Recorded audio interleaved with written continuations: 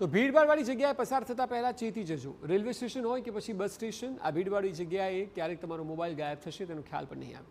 સુરતમાં ભીડભાડવાળી જગ્યાએ મોબાઈલ ચોરી કરતી ટોળકી ઝડપાઈ. સુરત શહેરમાં છેલ્લા કેટલાક સમયથી બીઆરટીએસ બસમાં મુસાફરી કરતા લોકોના મોબાઈલ ચોરીની ઘટનાઓ સામે આવી હતી.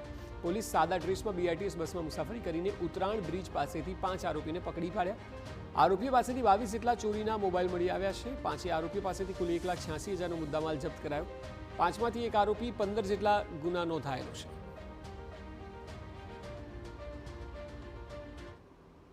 जो टोटल हमें 5 आरोपी मिले हैं जो कि मोबाइल चुराने के लिए ही बीआरटीएस रूट पे बैठे थे और ये 5 आरोपी के पास से टोटल 22 मोबाइल रिकवर हुए हमारे अभी.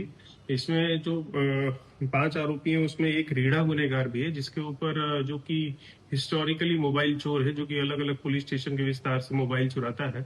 अभी इसमें तपास और जारी है. टोटल 5 ऑफेंस हमने रजिस्टर किए हैं जिसमें 4 अश्विनी कुमार में और एक सूरत रेलवे पुलिस स्टेशन में है दाखिल हुआ है.